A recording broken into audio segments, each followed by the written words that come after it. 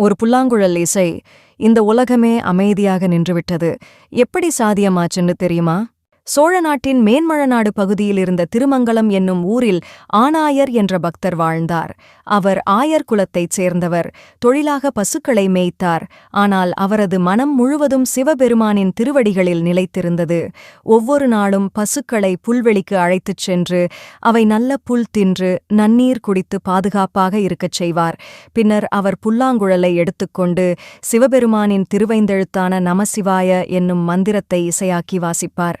ஒருநாள் பசுக்களை மேய்க்கச் சென்றபோது மஞ்சள் மலர்கள் மலர்ந்த கொன்றை மரத்தை பார்த்தார். அது அவருக்கு கொன்றை மாலை சூடிய சிவபெருமானைப் போலத் தோன்றியது. உடனே அவரது மனம் பக்தியில் உருகியது. அவர் கண்களை மூடி புல்லாங்குழலில் மந்திர இசையை வாசிக்கத் தொடங்கினார். அந்த இசை அத்தனை இனிமையானது. பசுக்கள் பால் குடிப்பதை நிறுத்தி அவரைச் சுற்றி நின்றன. காட்டு விலங்குகள் கூட பகை மறந்து அமைதியாக சேர்ந்தன. பறவைகள் பறப்பதை மறந்து கேட்டன.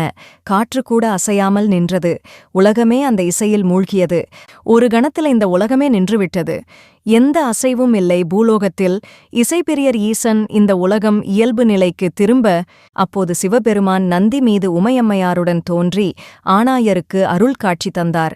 இவ்வாறே நின்று எம்மை நினைத்து இசைப்பாடு என்று அருள் செய்தார்.